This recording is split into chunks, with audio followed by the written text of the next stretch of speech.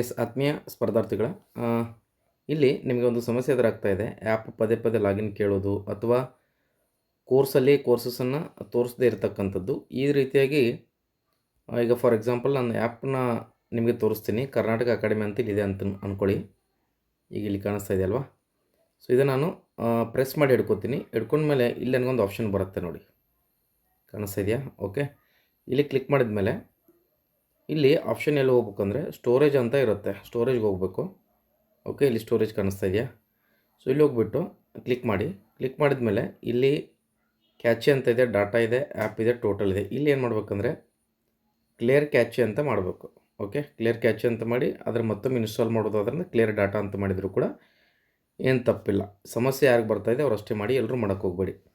So ಇಷ್ಟು ಇಲ್ಲಿ clear ಮಾಡಿದರೆ ಆಟೋಮೆಟಿಕ್ಕಾಗಿ ಇಲ್ಲಿ ಕ್ಲಿಯರ್ ಆಗುತ್ತೆ. ಇಷ್ಟೇ ಇರೋದು ಸಮಸ್ಯೆ. ಇಲ್ಲಿ ಕ್ಲಿಯರ್ ಆಯಿತು. ಇನ್ನೊಂದು ಸಮಸ್ಯೆ ಏನು ಎದುರಾಗ್ತಾ ಇದೆ ಅಂದರೆ ಪದೇ ಪದೇ ನಿಮಗೆ ಇಮೇಲ್ ಐ ಡಿಯಲ್ಲಿ ಎಲ್ಲಿ ಒ ಟಿ ಪಿ ಬರುತ್ತೆ ಅಂತ ಕೇಳ್ತಾ ಇದ್ರಿ. ಸೊ ಇದು ಜಿಮೇಲ್ ಅಂತ ಇದೆ. ಜಿಮೇಲು ಇಮೇಲ್ ಎಲ್ಲ ಒಂದೇ. ಜಿಮೇಲ್ ಯೂಸ್ ಮಾಡ್ತಿರ್ತೀರಿ. ಇಲ್ಲಿ ಕ್ಲಿಕ್ ಮಾಡಿದ ಮೇಲೆ ಇಲ್ಲಿ ನೋಡಬೇಕು. ಇಲ್ಲಿ ನೋಡಿದ ಮೇಲೆ ನಿಮ್ಮದು ಆಲ್ ಇನ್ಬಾಕ್ಸಸ್ ಅಂತ ಇದೆಯಾ ಇಲ್ಲ ಅಂತ ನೋಡಬೇಕು. ನೀವೇನು ಮಾಡ್ತೀರಿ ಅಂದರೆ ಪ್ರೈಮ್ರಿಯಲ್ಲಿ ನೋಡಿರ್ತೀರಿ.